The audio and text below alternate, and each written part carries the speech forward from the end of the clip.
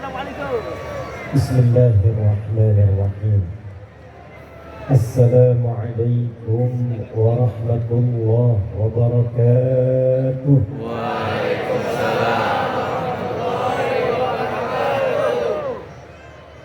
Alhamdulillahilladzi jama'ana mu'minina binurihi fi hadzal masjidin nur wa huwa nurun 'alan nur.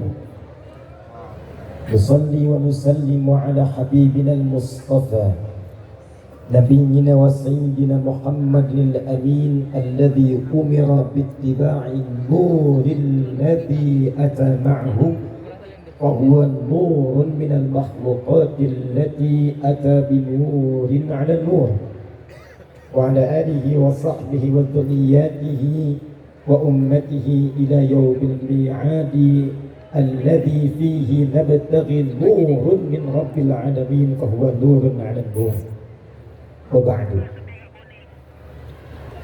yang kami hormati, kami banggakan, kami muliakan, dan kami doakan semoga Allah Subhanahu wa ta'ala senantiasa memberikan taufik, menyehatkan dan memimpin khususnya Provinsi Riau ini menjadi provinsi yang diridhai, dirahmati, disejahterakan oleh Allah Subhanahu wa ta'ala. Orang tua kita Ayahanda Dr. Andes Haji Samsur, Gubernur Provinsi Riau, yang juga ditemani oleh ayahanda kita, beliau insyaallah sosok yang luar biasa, Brigadir TNI Purnawirawan Edi Natasution sebagai Wakil Gubernur. Kita doakan sekali lagi semoga keduanya oleh Allah dijaga, disehatkan, dikompakkan untuk memimpin Riau ini menjadi kota yang diridhai oleh Allah Subhanahu wa ta'ala, provinsi yang diberkahi oleh Allah Subhanahu wa ta'ala. Kami hormati, kami banggakan Pak Danrem yang membersamai saat ini, Brigadir Jenderal TNI Dani yang baru 3 bulan sertijab jadi Danrem. Kita mohonkan pada Allah diberikan kekuatan, diberikan kesehatan untuk menjadi garda terdepan yang berada di Provinsi Riau ini, sekaligus menginspirasi ketahanan negara kesatuan Republik Indonesia. Tidak lengkap kalau menyebut TNI tanpa Polri. TNI Polri harus kuat, harus kompak, harus kita sokong. Yang kami hormati Kapolda Riau, sahabat kami yang saat ini sedang bertugas di Jakarta namun menyempatkan menyambut di bandara, Irjen Pol Muhammad Iqbal. Semoga Allah mudahkan urusan beliau di Jakarta, kembali ke Riau ini memimpin jajarannya dan menjadikan seluruh wilayah Riau insyaallah aman, tentram, dan yang paling penting adalah dekat dengan Allah Subhanahu wa ta'ala. Menyertai doa kami seluruh unsur pimpinan baik dari provinsi, 10 kabupaten, 2 kota, 6,8 juta masyarakat di Riau ini tanpa kecuali, dan yang saya cintai yang datang dari setiap tapak bilangan tanah-tanah di Lanjang Kuning ini. Saya bermohon kepada Allah, siapapun yang duduknya dekat, di tengah, yang jauh, yang nampak terlihat tak terlihat, namun Allah Maha mengetahui sampai hatinya yang paling dalam. Semoga semuanya termasuk dalam hadis Nabi sallallahu alaihi wasallam yang diriwayatkan oleh sahabat Abu Darda, dikutip oleh Imam Ibnu Majah dalam Sunan yang nomor hadis 222 dari Nabi sallallahu alaihi wasallam, "Man salaka tariqa yaltamisu fihi ilma sahhalallahu lahu tariqan ilal jannah." Siapapun laki-laki, perempuan, tua, muda, besar, kecil, dia berpangkat, tak berpangkat, dia anggap besar, dia anggap kecil, dia melangkahkan kakinya dengan ikhlas, ridha, menempuh jalan yang kadang berliku, tidak mudah, diterpa dengan berbagai halangan, tetap dia mau datang untuk belajar. Kata Nabi, kalau ikhlas dia benar niatnya, dia berpeluang mendapatkan syafaat Rasulullah, dijawab semua langkahnya dengan diringankan langkahnya ke surga Allah Subhanahu wa ta'ala. Saya mau pantun dulu. Tolong dicatatkan. Siap? Siap. Berenang bawa rusa ke Cikini. Cakep. Lihat Pak Sobur bawa kuda pergi ke kali. Cakep. Rasanya senang berada di sini. Cakep. Di Masjid An-Nur saya sudah datang 2 kali. Cakep. 1440 Hijrah, 5 tahun yang lalu. Bukan pantun, gak usah kecap. Ulang aja. 1440 Hijrah, 5 tahun yang lalu, tepat saya pertama kali berada di masjid yang megah ini. Masjidnya luar biasa, semangat jamaahnya luar biasa. Tapi setelah 5 tahun berganti, ada yang bertambah istimewa dengan kehadiran 6 payung yang luar biasa.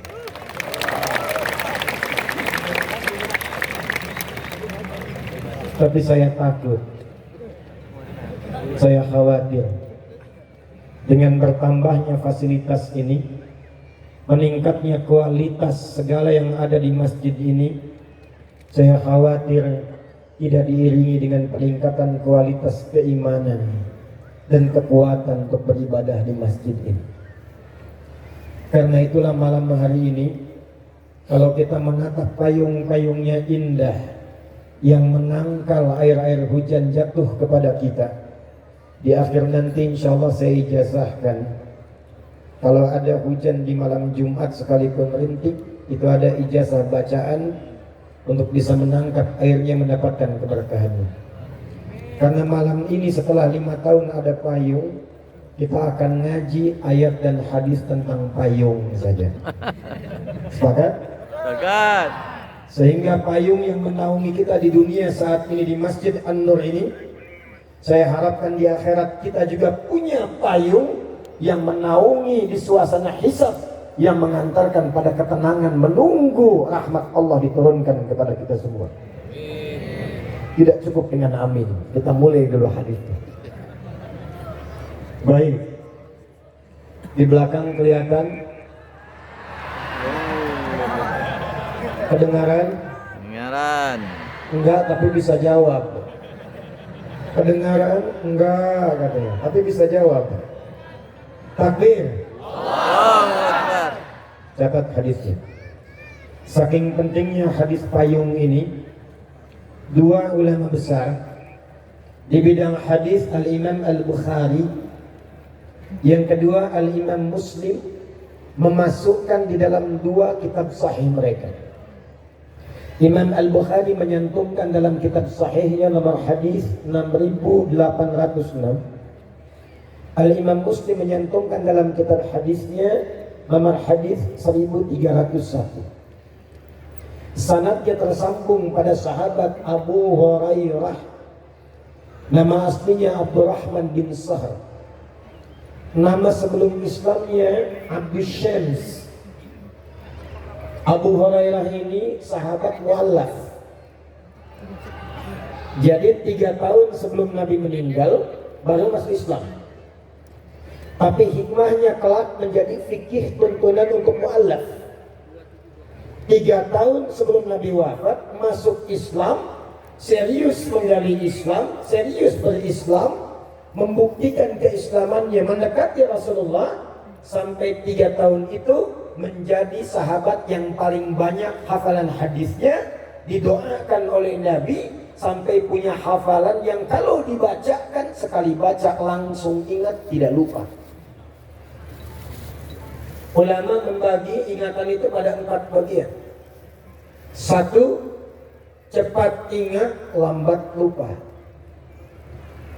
2, cepat ingat, cepat lupa. 3, lambat ingat, lambat lupa. 4, ini yang banyak sekali, lambat ingat, cepat lupa. Saya tanya, tadi nomor hadis Muslim nomor berapa? Nah, ini buktinya. 6.000. Lambat ingat, cepat Lupa. Gimana kita mengganti 4 ini sampai muncul yang kelima? Ini yang paling dahsyat dan tidak pernah ditemukan kecuali sanadnya bersambung kepada turas Islam. Jadi kalau belajar ilmunya berdasarkan nilai Islam, muncul yang kelima. Apa yang kelima itu? Cepat ingat, sulit lupa. Jadi bukan mau ingat, mau lupa susah. Biasanya yang begitu utang. Ini ilmu. Nah, Imam Al-Bukhari nanti mengambil sanadnya Abu Hurairah, beliau mendapatkan keberkahannya dan mendapatkan warisan ilmu yang sama. Begitu dibacakan langsung ingat, bisa mengurutkan semua hadis dengan sanadnya dan tidak salah walaupun dengan titik komanya. Saya langsung bacakan hadisnya dari Nabi sallallahu alaihi wasallam. Qala Rasulullah sallallahu alaihi wasallam. Perhatikan kalimatnya. Sab'atun yadhilluhumullahu yawmal qiyamati fi dhillin yawma la dhilla illa dhilluh. Ada 7 golongan. Berapa golongan? 7. Yang akan dipayungi oleh Allah di hari kiamat. Saat semua manusia sedang gelisah, ketakutan dan menunggu ingin cepat dihisab. Jadi sudah tidak peduli dengan keadaan, yang penting pengen dihisab. Keringat sudah naik mendekati leher. Panas terasa terik. Yang penting pengen cepat dihisab. Semua mencari syafaat. Kalau kita ngaji Sahih Muslim itu ke ujungnya semua mencari syafaat, nabi-nabi didatangi.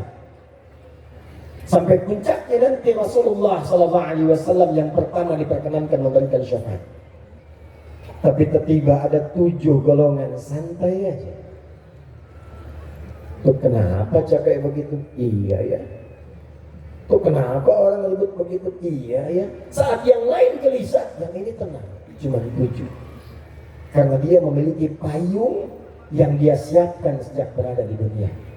Jangan sampai payungnya mewah, 6 payung hebat, tapi kita tidak memiliki payung saat kembali kepada Allah Subhanahu wa Ta'ala. Ada orang yang menyiapkan payungnya bukan cuma di dunia, tapi payung akhiratnya yang menaungi dia saat hisab. Siapakah mereka ini? 1. Al-Imamul Adil. 1 siapa? Al-Imamul Adil. Pemimpin yang adil.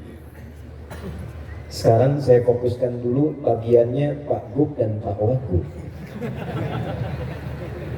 Pak Danrem, Kapolda, Kejaksaan, 2 pengadilan tinggi masuk bab yang pertama ini.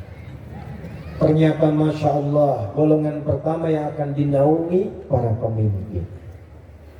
Tapi apakah Pak Gub dan Pak Wagub termasuk di dalam? Inilah kehendak Allah yang menjadikan materinya dibahas. Barangkali karena inilah kemudian Allah inginkan gubernur, wakil gubernur, seluruh unsur pimpinan dari Riau ini akan menginspirasi sejak malam hari ini, bukan sekadar memimpin provinsi Riau, tapi menyiapkan payung besar di akhirat sehingga mendapatkan payung di sisi Rasulullah SAW. Kapan itu terjadi? Ketika menjadi Imamul Adil. Pak Gub mohon izin, Pak Wagub. Di dalam Islam, pemimpin itu istilahnya cuma 1. Kalau bahasa Arab standar, pemimpin sekarang disebut dengan Rais. Presiden, Rais Daulah. Gubernur, Rais Muhafadzah, kadang disebut Hakim. Bupati, Rais Baladiyah, Rais. Tapi dalam istilah Islam, mau ditarik ke Quran, mau dibawa ke hadis, itu diganti istilahnya bukan dengan rais, tapi pokok dasarnya menggunakan kata imam. Apa itu imam? Imam dalam bahasa Arab itu bukan sekedar pemimpin, tapi pemimpin yang mampu mendekatkan yang dipimpinnya dan mengenalkan mereka dengan Allah Subhanahu wa Ta'ala. Pemimpin yang mampu mendekatkan dan mengenalkan yang dipimpinnya dengan Allah Subhanahu wa taala. Satu. Jadi mohon maaf, yang akan ditanya di yaumul hisab bagi Pak Gubernur, bagi Pak Wagub, bagi Bupati, bagi Camat, bagi Lurah, RW, RT, bukan akan ditanya berapa infrastruktur yang sudah engkau bangun, berapa kemewahan yang sudah dihadirkan, berapa ketertiban yang sudah diciptakan. Bagus, itu bekal amal soleh. Tapi pertanyaan pertama, dari 6,8 juta rakyat Riau ini, berapa yang sudah kenal dengan Allah Subhanahu wa taala? Pertanyaan pertama. Jika pemimpinnya muslim. Jika pemimpinnya muslim. Dan ternyata dengan status imam itu ketika dekat dengan Allah, maka disifati oleh Rasulullah SAW yang kedua, adil, imamun adil, bukan sekedar imam. Kapan imam itu bisa menjadi adil? Disinilah spirit yang bisa kita naungkan di pertemuan malam hari ini. Maka dicontohkan oleh Nabi SAW, kenapa setiap pemimpin saat ini kalau dia muslim itu oleh Quran sebelum memimpin diminta cek sholatnya dulu. Ini rahasianya. Ada orang-orang pada Rem ingin ikut berjuang. Turun ayat mengatakan, jangan dulu pengen berjuang, betulkan dulu sholatnya. Belajar dulu dalam prinsip sholatnya. Ternyata di antara hikmahnya, saya mau tanya, yang mimpin sholat itu disebut apa? Imam. Bukankah namanya sama? Sholatnya kalau ada imam di belakangnya ada apanya? Makmum. Ada imam, ada makmum, sifat sholatnya berubah dari sendirian menjadi apa? Jemaah. Allahu Akbar. Tadi Ustadz Taki sudah memimpin Al-Fatihah. Coba cek ya, saya cek nih pelan-pelan. Setelah mengatakan ghairil maghdubi alaihim waladdallin. Jawab. Amin. Lagi. Ghairil maghdubi alaihim waladdallin.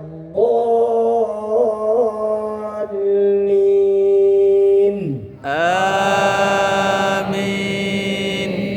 Itulah hebatnya hubungan imam dan makmum. Kompak. Imam suaranya pelan, makmum pelan. Nggak ada imam baca begini. Ghairil maghdubi alaihim waladdallin. Amin. Dan ternyata babnya cuma di situ aja, bukan cuma di situ. Dimulai dari sejak akan sholat, calon pemimpin yang hebat kalau benar sholatnya, dibawa kemudian praktek sholat, dibawa hikmahnya, maka hikmah dalam kepemimpinan sholat itu ketika dibawa memimpin masyarakat, itulah yang akan menjadikan masyarakat yang makmur, maju, kompak, pemimpinnya adil, kebijakannya bagus, rakyatnya sejahtera dan makmur. Apa diantaranya? Yuk kita bahas satu-satu. Mari kita lihat. Satu, Bapak Ibu masih ingat yang ikhwan? Kalau Nabi mengajarkan sebelum imam maju itu, maaf, langsung takbir atau nengok ke belakang? Nengok ke belakang. Nengok. Nengoknya formalitas atau ada ketentuan? Saya maju dikit ya. Izin Pak Gub, Pak Wagub boleh? Contoh. Lihat sini. Saya perhatikan imam-imam sekarang kalau mau sholat cuma nengoknya formalitas. Dapatkan, luruskan. Oh, ada makmum begitu tuh. Baru kali ini saya Baru nampak ya. Baik, lihat sini. Itu dipraktekkan Nabi. Kan ini prinsip imam ini. Dibawa ke tentara nyambung, ke polisi nyambung, ke semua level nyambung. Nabi itu kalau melihat ke belakang begini, itu bukan sekedar mengatakan istau, istaqimu, tidak.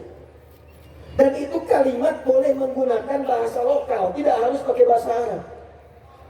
Adzan bahasa Arab, baca Quran bahasa Arab. Sebab kalau diganti pakai bahasa lokal, hikmahnya nggak nyambung, rasanya nggak enak, ke telinga pedas. Coba lihat, kalau diganti pakai bahasa lokal, adzan, orang Sunda bilang, Allah nu agung, Allah nu agung. Betawi jawab, Tuhan gua gede, Tuhan gua gede.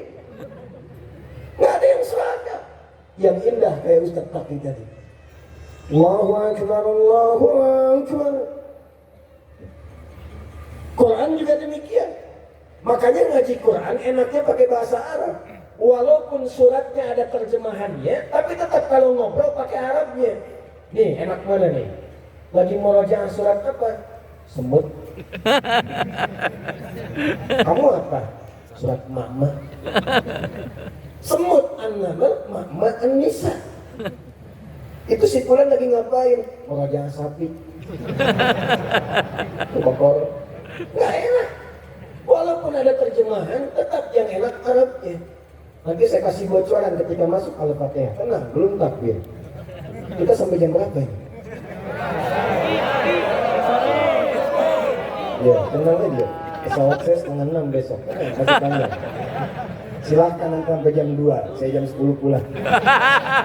Nih, belakang lihat. Ini boleh pakai bahasa Indonesia. Tidak harus sama dengan di Arab. Istau. Kata makmum udah tahu. Tidak. Istau pun itu diambil dari bahasa hadis. Sufufakum. Pak Ibu tolong rapatkan safnya. Tenangkan hatinya sebelum sholat. Rasakan mungkin ini sholat terakhir yang kita tunaikan. Mungkin wafat dalam keadaan sujud. Enak mana? Yang pertama, yang kedua. Setelah itu baru katakan istau. Waja'alu salatakum salatan muwaddah. Tapi poin yang saya ingin katakan, Nabi lihat siapa yang sholat. Oh, di situ ada orang sepuh yang nggak bisa tahan lama. Di sini ada anak-anak yang lari-lari. Di tengah ada remaja. Karena tahu karakternya, maka dibacakan oleh beliau surat sesuai dengan keadaan makmumnya. Nabi itu 30 juz hafal, tertanam di jiwanya. Tapi ketika mimpin salat, dilihat siapa makmum. Ketika tahannya surat Qul Al-Ikhlas, dibacakanlah Qul Huwallah. Ketika di belakangnya Abdurrahman bin Auf, Ubay bin Ka'ab, sahabat-sahabat mulia, apalagi orang-orang periwayat qiraat setelah itu, nggak tanggung Al-Baqarah rakaat pertama. Gitu.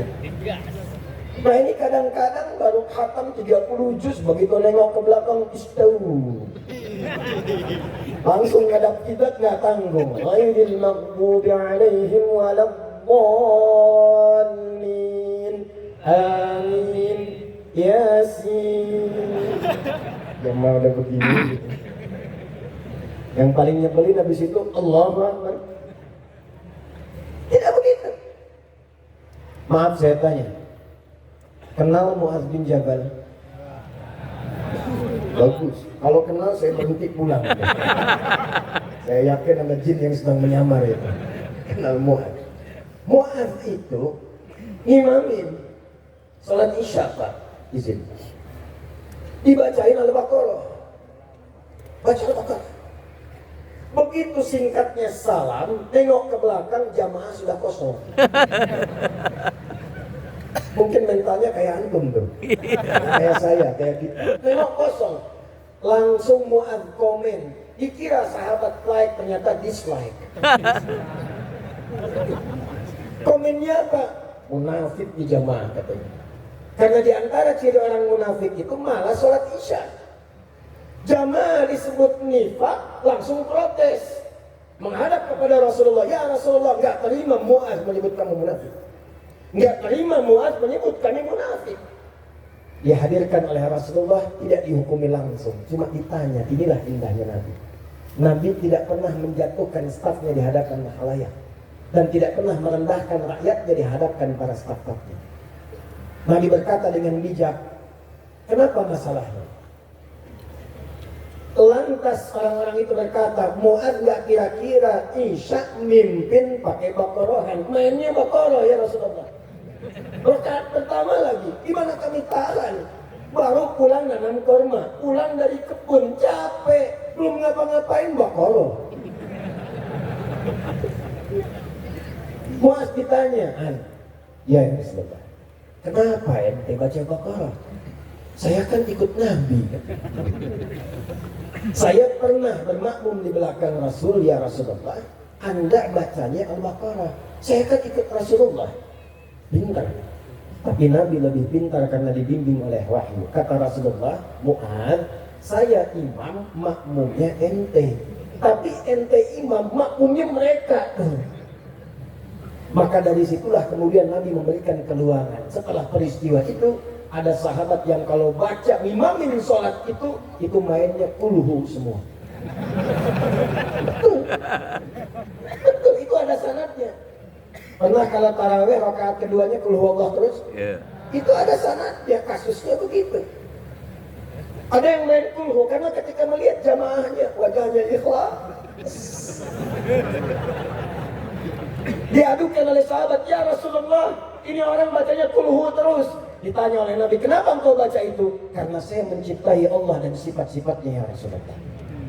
Maka turun jawaban dari langit, sampaikan salam Allah kepadanya. Karena dia mencintai Allah, Allah pun mencintainya. Dibawalah praktek ini ke dalam kepemimpinan, ke instansi, ke dalam institusi. Maka pemimpin yang baik sebelum memimpin dia melihat kepada rakyatnya seluruhnya. Dimitigasikan 10 kabupaten, 2 kota madya, bagaimana karakternya? Bagaimana keadaannya? Tentu tidak akan sama. Yang ini mungkin butuh perbaikan jalan, yang ini butuh lapar sembako, yang di sana butuh beasiswa. Ketika paham tentang rakyatnya, maka mudah mengkonsep, merencanakan semua program-program untuk kemaslahatan rakyatnya. Itulah sebabnya kenapa Umar, ayo tepuk tangan dulu.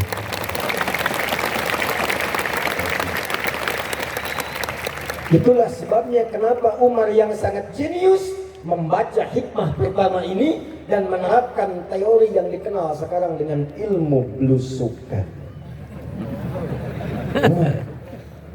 Dan Umar dulu nggak bawa kamera.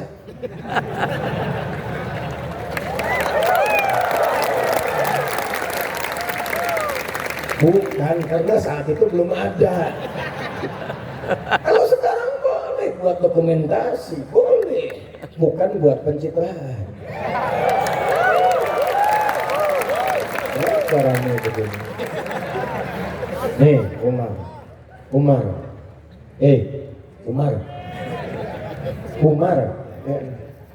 Jangan lihat sini, Umar.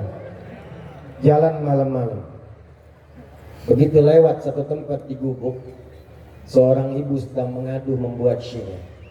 Ternyata ibu itu sedang fakir, punya beberapa anak, nangis lapar. Dapurnya tidak mengebul, yang ada cuma batu. Maka pura-pura masak batu dengan pasir digoreng-goreng. Dia membuat syair dan berkata, kalau bahasa kitanya, duhai Khalifah Amirul Mukminin, senang-senang engkau di istana, rakyatmu sekarang lapar seperti ini tak bisa makan, engkau yang akan dihisab di hari kiamat. Umar lewat, tidak diketahui, tidak memperkenalkan diri, dengar kemudian pengaduan itu, langsung berangkat ke gudang persediaan, gudang sembako. Dimasukkan ke dalam karung, dipikul gantung itu dengan pundaknya.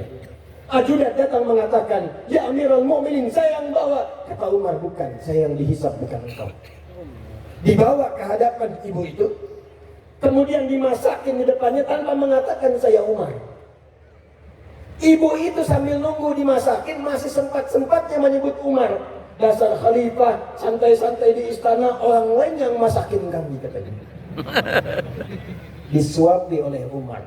Selesai itu semua, pulang tanpa mengatakan sayalah Amirul Mukminin. Ilmu pertama yang Umar ambil dari ilmu belusukan itu adalah ilmu penggembala kambing dari Rasulullah SAW.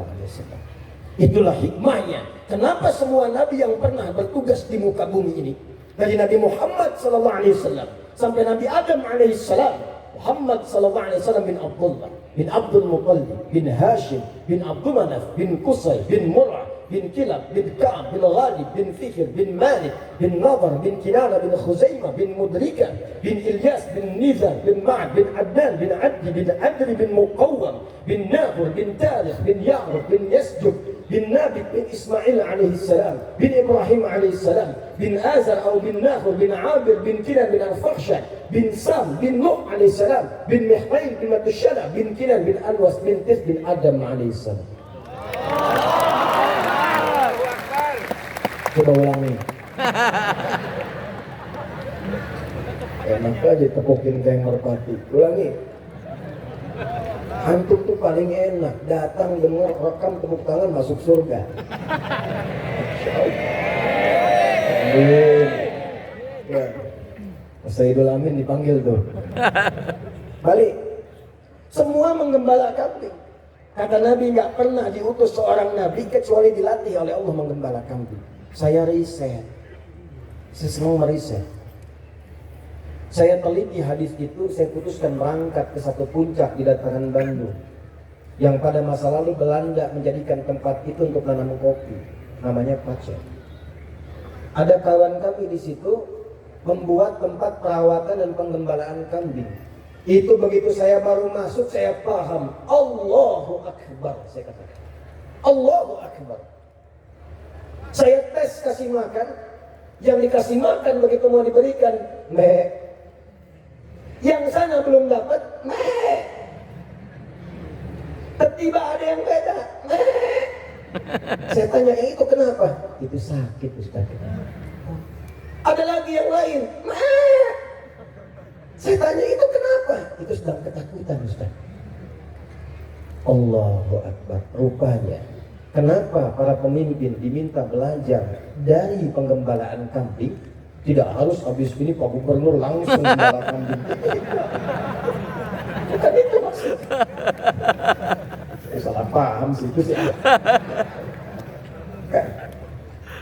Yang dimaksud mitigasikan rakyat. Kalau sudah tahu hikmahnya, mitigasikan rakyat. Kadang-kadang suaranya beda-beda. Kecamatan Mandau, jalan rusak.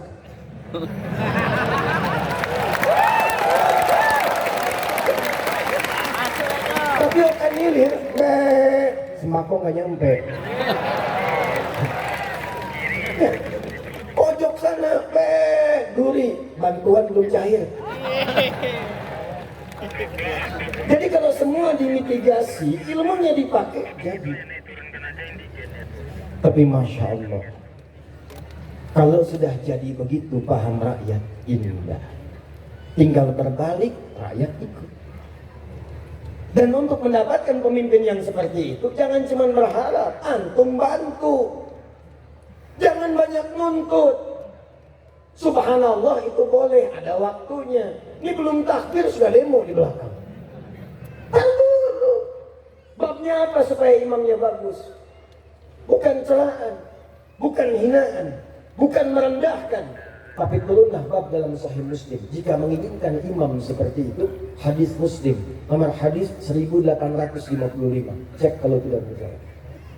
Rawinya bernama Auf bin Malik al-Ashja'i. Dari Nabi SAW mengatakan, perhatikan kalimatnya, khiyaru a'immatikum alladzina tuhibbunahum wa yuhibbunakum wa tusalluna alaihim wa yusalluna alaikum. Pemimpin terbaik itu, yang paling ideal itu adalah pemimpin yang kalian cintai dan mereka pun mencintai kalian. Bagaimana menanamkan mahabbah itu? Kata Nabi, kalian mendoakan mereka sehingga mereka pun dibimbing oleh Allah menjadi adil dan mendoakan kalian. Jadi kita berkumpul malam hari ini kalau menginginkan imam yang baik dan adil, pemimpin-pemimpin hebat yang akan diringankan hisabnya oleh Allah, dikabulkan doanya, maka hadirkan doa untuk mereka dalam kesempatan sujud. Ya Allah, mudahkan tugas Pak Gubernur dan Wakil. Amin. Ya Allah, sehatkan keduanya supaya memimpin Riau dengan. Amin. Ya Allah, kompakkan keduanya supaya semua kebijakan mereka dirasakan dengannya. Amin. Doa itu yang dibutuhkan, bukan cuma amin. Ya, tanamkan. Baru kemudian imam takbir. Allahu Akbar. Karena sudah paham siapa yang ada di belakang, maka mudah membacakan ayat, memetakan program. Cuman memang mohon izin Pak Gub, Pak Wagub, memang kadang-kadang ada aja makmum yang pengen nguji imam. Bukan membetulkan, pengen nguji imam.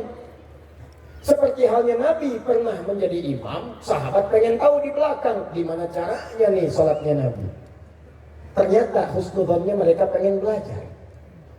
Allahu Akbar. Al-Bukhari nomor hadis 2010 sampai 2012. Sayyidah Aisyah radhiyallahu taala anha pernah ditanya, "Kaifa kanat salat Rasulullah sallallahu alaihi wasallam?" Gimana sih salat malamnya Nabi?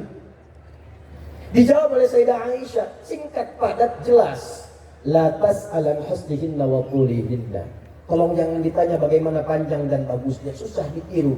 Penasaran, ngikut di belakang. Mu'adz bin Jabal, Ubay bin Ka'ab, Abdurrahman bin Auf, Abdullah bin Mas'ud belakang. Ternyata Masya Allah, rakaat pertamanya dikira Al-Baqarah akan selesai, nyambung Ali Imran 200 ayat. Dikira akan ruku, nyambung An-Nisa 176 ayat. Besoknya tidak ikutan lagi. Kalau gubernur, wakil gubernur, semua pimpinan unsur sudah punya program yang bagus, teruji dengan matang, kompak dilakukan, tidak usah iseng-iseng menguji. Nanti nggak kesampaian, capek sendiri. Tapi kalau memang bacaannya ada yang salah, boleh diingatkan. Bismillahirrahmanirrahim. Ar-Rahmanirrahim. Gimana mengingatkannya? Subhanallah. Subhanallah. Ada enggak orang sholat begini imam? Bismillahirrahmanirrahim. Alhamdulillahi Rabbil Alamin. Lupa. Maliki Yaumiddin. Salah woi, salah. Ada yang begitu? Tapi jelas. Jadi ada kisah di Jakarta, bukan di sini. Imam-imamin yang dibaca Al-Baqarah. Fawalli wajhaka syatral masjidil haram. Kan ada dua ayat tuh. Belakang imam bilang, makmumnya bilang subhanallah. Dia baca lagi, fawalli wajhaka syatral masjidil haram. Kata makmum subhanallah. Nunggu lagi, fawalli wajhaka syatral masjidil haram. Subhanallah. Saking kesalnya imam nengok, yang benar apa?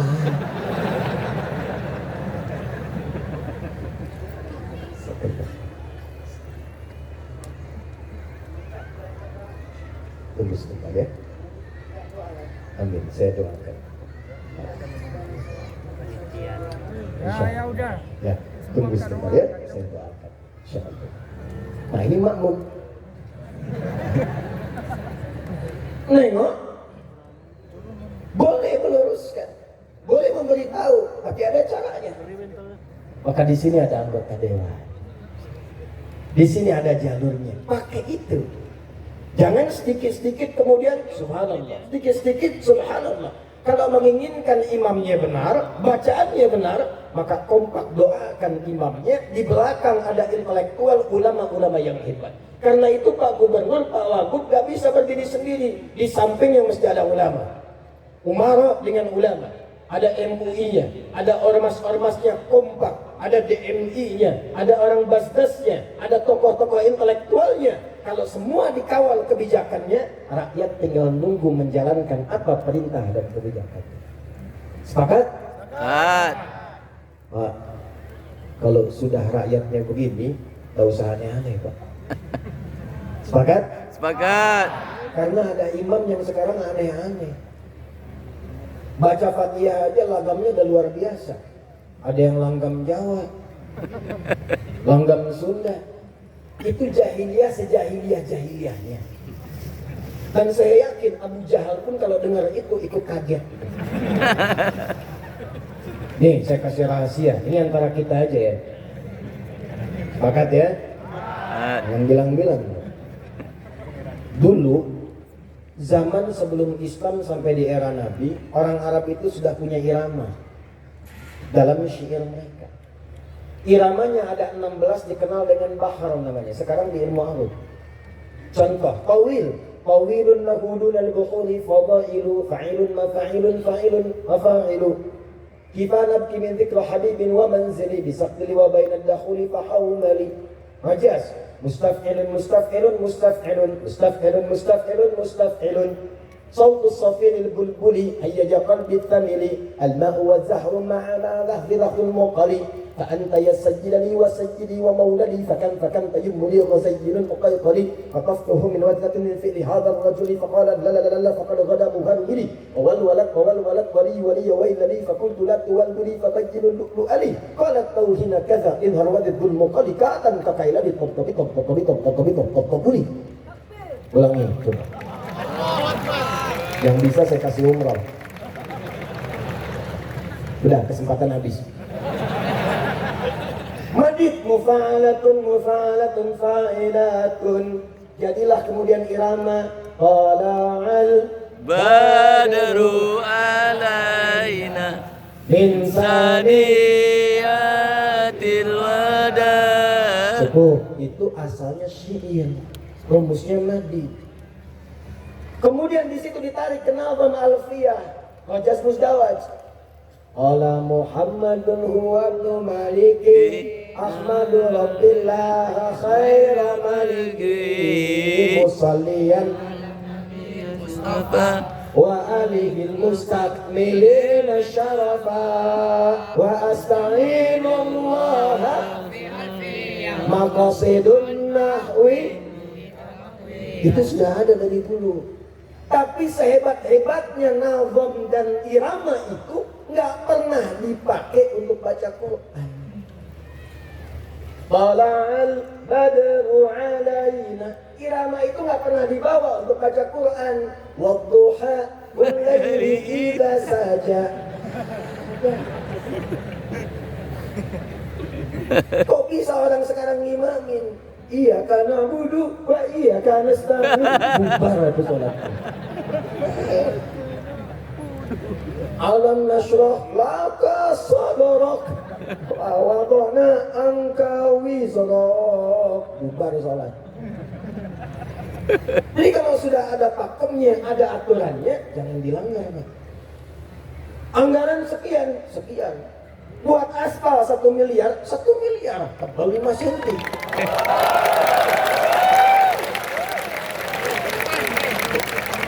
Jangan sampai sapi makan rumput, manusia makan aspal.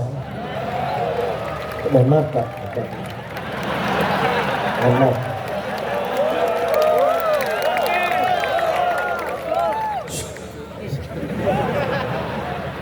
Betul? Nah makanya antum bantu. Ada ulama di sampingnya, ada intelektual, ada antum. Kalau kira-kira nggak pas, jangan langsung ini nggak benar, ini nggak betul, bikin konten salah. Dikasih tahu, sampaikan dengan lembut. Maaf saya tanya, situ tuh kenal Firaun nggak? Tak. Ayo bilang kenal ya. Saya kasih tahu, Bu. Tadi pagi di Bangkalis ada anak kecil kenal Firaun. Hampir saya pulang tadi Pak. Kenal Firaun? Kenal katanya. Waduh saya mau pulang. Anak kecil. Firaun itu jahat tidak? Jahat. Jawab yang kencang. Jahat tidak? Jahat. Baik. Kejam tidak? Kejam. Saya kasih tahu. Al-Baqarah 49. Hobinya bunuh orang. Wa idh najaynakum min ali fir'aun yasumunakum su'al 'adzab yudhabbihuna abna'akum. Zabaha itu menggorok, jatuhkan gorok. Kalau dijatuhkan digorok berkali-kali, zabaha yudhabbihu. Itu kerjaan Fir'aun, yudhabbih. 2. Ngaku Tuhan. Ana rabbukumul a'la.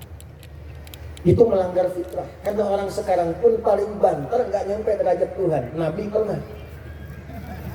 Di Pekanbaru ada ngaku Nabi. Nah. Jawa Barat kemarin ada yang baru tuh. Di Subang Nabi baru. Standarnya cuma Nabi, makanya dari dulu Nabi bilang, la nabiyya ba'di. Kalau ada yang ngaku Nabi setelah saya cukup katakan lah, selesai. Sekarang ini zamannya aneh. Zaman cepat kaget, gampang kagum. Ada mall baru, kaget, numpang foto aja, belanja enggak? Ada ngaku nabi, sudah tahu salah, tapi ada aja pengikutnya. AM pelatih bulu tangkis, ngaku nabi, tangkap sama polisi kita, diinterogasi. Kenapa ngaku nabi? Izin Pak, saya ke Bogor dapat wahyu. Orang ke Bogor dapat tales, dia wahyu. Ada level agak tinggi dikit, LE, ya 10 tahun ke belakang, ngaku malaikat. Minta izin Gubernur Jakarta tempo dulu mendaratkan malaikat Jibril di Monas. Tangkap sama polisi, dihukum 2 tahun, alhamdulillah. Ya, polisi kita jangankan teroris, malaikat tangkap. Amin. Itu kita dukung. Fir'aun tidak ngaku Tuhan. Tapi maaf, Fir'aunnya bikin status. Allah tidak pernah merendahkan namanya. Disebut bukan dengan namanya. Kenapa dalam Quran kalau tokoh-tokoh yang menyimpang itu jarang sekali, bahkan hampir tidak pernah disebut namanya. Disebutkan inisialnya atau disebutkan jabatannya. Satu, supaya tidak ada yang merendahkan jati diri dari orangnya. Kedua, mungkin ada orang dengan nama yang sama, perbuatannya berbeda. Rumus tafsirnya, jika ada disebutkan dalam Quran bukan nama aslinya, tapi jabatannya atau inisialnya, ini menunjukkan perbuatan itu bisa terjadi lagi di kemudian hari.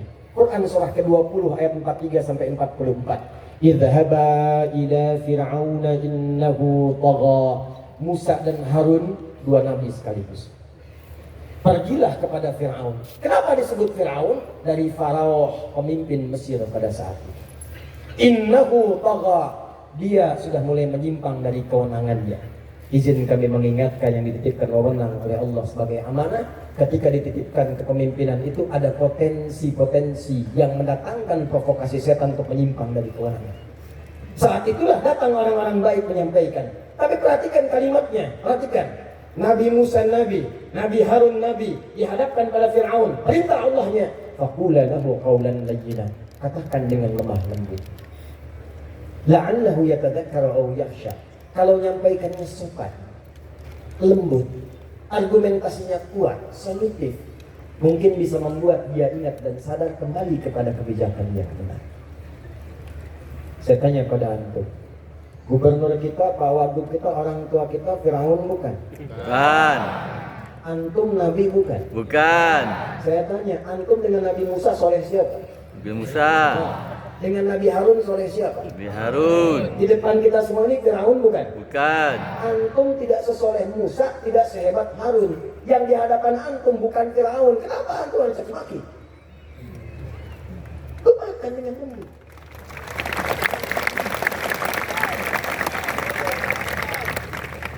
Jangan suka menyindir untuk merendahkan. Doakan. Kelembutan. Hadirkan kedamaian. Itu solusi namanya. Maka kalau sudah menemukan imam yang begitu, iramanya seperti Syekh Bishair Rashid Al-Hafaz. Tenang, nyaman, ngantuk, tidur aja. Hati belakang tuh, yang nyandar-nyandar. Kemarin pas Rebo ada yang sandaran, orang melek meninggal.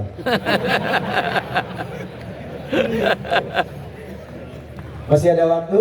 Alhamdulillah. Takbir. Allahu Akbar. Sekarang babnya makmum. Babnya apa? Makmum. Perhatikan baik-baik. Imam nengok ke belakang. Kata imam, rapatkan, luruskan. Rapat gak? Rapat. Bagaimana nyusun safnya? Ternyata ketika disebut dengan jamaah, dari kata al-jam'u, sifatnya disebut dengan jumlah, keadaannya jamaah. Saya tanya, kalau di An-Nur salatnya jamaah tidak? Jamaah. Jamaah. Setiap pekan ada Jum'ah tidak? Ada. Pertanyaan besar saya, apa itu jamaah, apa itu Jum'ah? Disebut dengan jamaah dari kata jam'u, maknanya 3. 1, kumpul datang. Yang kedua, perhatikan, kenali siapa yang datang. Jadi bukan cuma datang, duduk, sholat. Kalau Jumat datang, duduk, dengar khatib khutbah, kadang ngantuk, bahkan ada yang tidur, sholat 2 rakaat, lantas pulang. Itu bukan jamaah, bukan Jum'ah namanya. Datang Setelah itu kenali siapa yang datang, tengok kanan siapa, kiri siapa, belakang siapa, depan siapa. Yang ketiga, saling mengisi dengan siapa yang datang. Itu sifatnya. Karena itulah hidupnya jamaah di masa Nabi, itu masjidnya jadi solusi. Demi Allah saya katakan, tidak ada orang datang ke masjid kecuali kenal siapa yang hadir di masjid. Dan semua memberikan solusi. Datang yang haus, pulang-pulang hilang dahaga. Datang yang lapar, pulang-pulang kenyang. Kalau kita praktekkan sekarang, tidak harus menggantungkan pada yang memimpin. Maaf, dokter datang kemudian jamaah, sampingnya ada pasien, nggak punya biaya ke rumah sakit karena kenal itu dokter, konsultasi, tanya, diberikan resep obat, bahkan direkomendasikan dapat gratis. Datang lagi yang lain belum dapat pekerjaan, pengusaha sholat di sampingnya karena kenal, datang konsultasi, dapat lapangan pekerjaan. Itulah yang menjadikan Nabi mempersaudarakan semua jamaahnya. Akha bainal muhajirin wal ansar, bainal aus wal khazraj, bainal muslimin hatta ghairil muslimin. Yang dilakukan oleh Nabi izin Pak. Pertama beliau mendarat di Yathrib itu. Datang dipersaudarakan semua wilayahnya. Ini coba yang datang begini banyak, kenapa? Kalau kemudian ini dihimpun ada datanya, dibikin aplikasi 10 kabupaten, 2 kota madya, dimasukkan ke aplikasi database Riau ustadz-ustadznya siapa, kepakaran di bidang apa, nanti ditempatkan ngajinya di mana, UMKM-nya dimasukkan ke aplikasi, yang jualan beras siapa, yang jualan baju siapa, yang jual sayur siapa. Begitu membutuhkan tinggal klik datang, yang ojeknya kemudian dibina di situ, diberikan bimbingan dari Basnas, yang bayar kita mutar semua di luar, di Riau, ekonomi berjalan padat, kalau nggak ada baru keluar hidup.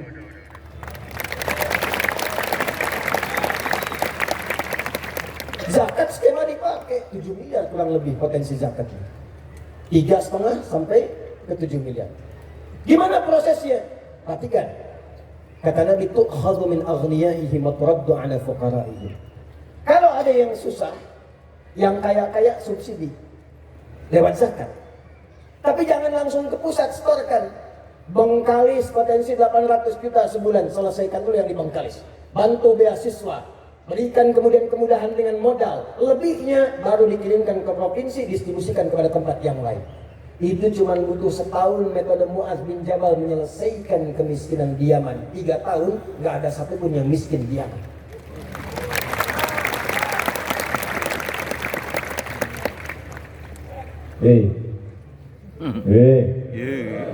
Masa 7 juta nggak ada yang bisa aplikasi di sini. Sekolahin jadi programmer, pulang bikin aplikasi Ansor Muhajirin Amin, persaudaraan masyarakat rukun Melawi Riau. Masukkan aplikasi. Begitu ada yang butuh panci, upload, perlu panci, tempat ketinggalan, yang lain melihat. Masa iya dari 7 juta nggak mau yang bisa kirim panci? Nggak harus pakai APBD. Terakhir, apakah semua di sini Muslim semua? Muslim. Apakah Riau Muslim semua? Tidak. Tidak. Ada non-Muslim. Apakah di Madinah semua Muslim? Muslim. Di zaman Nabi ada Yahudi? Ada. Ada non-Muslim? Ada. Inilah indahnya Islam. Pemimpin sekalipun ada yang non-Muslim disamakan hak-hak administratifnya.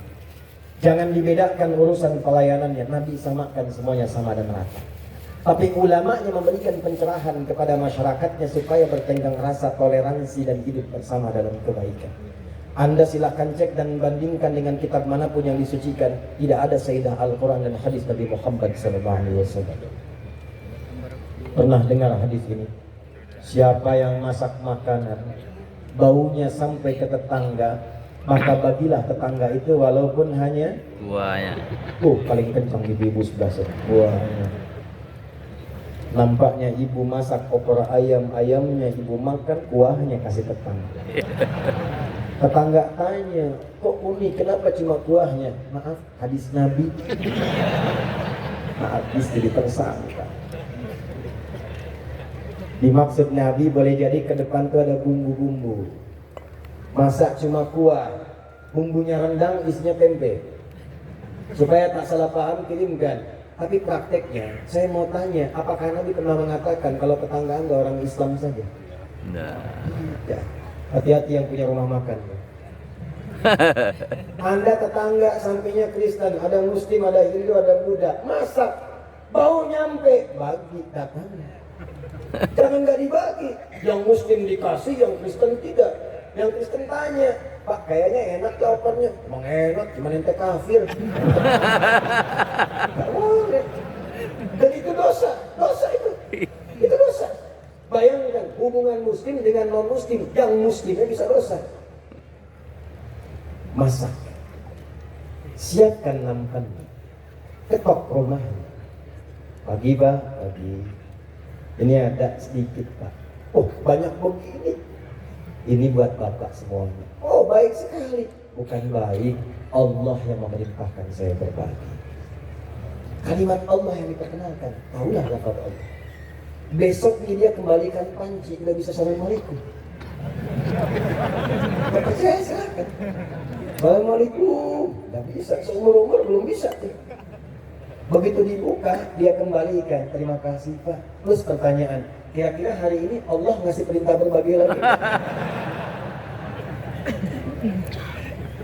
Jadi insya Allah kalau sudah demikian, kompak, baik, saling mendoakan, rakyatnya mensyukur, pemimpinnya dibimbing, doanya nyampe ke arsy, insya Allah berubahlah Riau ini menjadi suasana gemerlap kota yang memancarkan cahaya-cahaya kebaikan, yang bahasa Arabnya disebut dengan Al-Madinah Al-Munawwarah. Ini yang baru mirip payungnya aja, yang baru mirip. Saya menginginkan insya Allah setelah ini yang mirip karakternya, Amin. yang mirip orangnya. Amin. Saya sebelum tutup izin ingin menyampaikan Pak Gub, Pak Wagub, dan semua, saya mencintai Anda semua karena Allah. Insya Allah mulai hari ini saya sertakan nama Anda dalam sudut-sudut saya. Amin. Tapi saya menginginkan ketika datang ke sini lagi, insya Allah kita semua menjadi lebih soleh di hadapan Allah. Amin. Saya takut dan saya mohon maaf 5 tahun kesini saya khawatir tidak berusaha merubah apa-apa dengan lebih baik. Amin. Kalau Anda tidak mendapatkan apapun dari saya malam hari ini, besok-besok cari ustadz lain yang membuat Anda dekat dengan Allah, bertambah pengetahuan. Pak Gub, saya berikan PR. Gimana caranya, pokoknya harus berhasil. Sepakat? Dekat. Tanggal berapa sekarang? Katanya Hijriyah. Tanggal nggak apa? Tanggal berapa? Hah? 3. Tanggal 3 pindahan. Masehinya berapa? 20. Berarti Pak Gub punya waktu 11 hari. Mohon dicarikan 5 laki-laki, 5 perempuan, lulusan SMA dan sederajat, yang akan saya sekolahkan ke luar negeri sampai S3.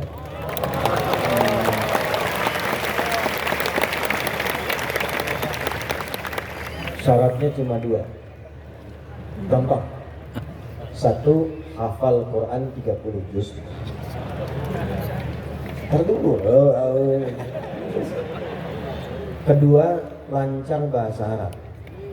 2 itu aja, nggak banyak. Saya nggak banyak kalau ngasih syarat. Hafal Quran berapa? 30 juz. Kedua, Lancar bahasa Arab. Waktunya 11 hari. Saya nggak mau tahu Pak.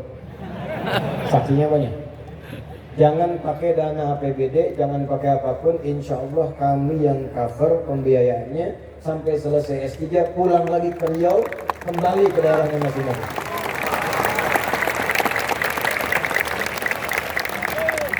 Bonus. Saya nggak mau tahu bagaimana caranya. Pak Wagub, minta 1 aja Pak, yang hafal Quran tapi laki-laki, suaranya bagus, hafalannya bersanad. Bapak boleh rekomendasikan 5, saya uji 1. Kalau lulus, saya kirim ke Amerika untuk jadi imam di sana. 11 hari waktunya Pak. Bapak lewat, pindah kuota ke tempatnya. Siap? Siap. Tundukkan hati. Tenang dulu. Sebelum kita berdoa, kalau ada hujan malam Jumat, ini ada ilmunya, cuma waktunya nggak sanggup saya bagi. Singkat saja. Kalau ada hujan malam Jumat, bintik kayak tadi atau apapun, itu boleh Anda tadah. Tapi yang langsung jatuh dari langit, nggak nyimpang langsung. Saya cepat saja, kalau tanya sanad nanti lama saya turunkan. Waktunya terbatas. Bacakan Al-Fatihah sekali, Al-Ikhlas 3 kali, Al-Falaq 3 kali, An-Nas 3 kali. Sudah cukup. Ampungannya silakan pakai untuk mandi atau yang lain. Itu nanti ada babnya sendiri, Kalau ngajinya khatam santai. Ini bukan khurafat. Kalau khurafat ada bab lainnya. Ya, udah. Jelas? Jelas. Jadi bersyukurlah tadi dikasih hujan. Saya tanya dari pagi udah hujan belum di Rio? Belum. Ya Allah kasihlah gerimis sedikit biar ke anak-anak. Alhamdulillah.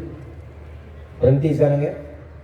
Nah, sanad yang kedua ini di hadis Muslim. Kalau ada hujan yang cukup deras atau mulai mendung, Anda pengen minta kepada Allah, nggak usah bawa-bawa pawang. Babnya kita udah lengkap. Nih bacakan. Allahumma. Allahumma. Ulangi. Allahumma. Allahumma. Hawalaina. Hawalaina. Hawalaina. Hawalaina. Wala alaina. Wala alaina. Bacain itu minimal 3 kali, tambahkan surah Tabbat di akhirnya. Itu rumusnya. Itu nggak usah saya terangin, nanti ngaji sampai lengkap Sahih Muslim baru ketemu. Jelas? Yang saya sampaikan Quran hadis, Quran hadis, Quran hadis. Ya kalau belum ketemu bukan saya yang salah, Anda belum lengkap ngajinya. Paham? Paham. Baik, mari kita berdoa. Semoga doa kita dijawab oleh Allah Subhanahu wa taala.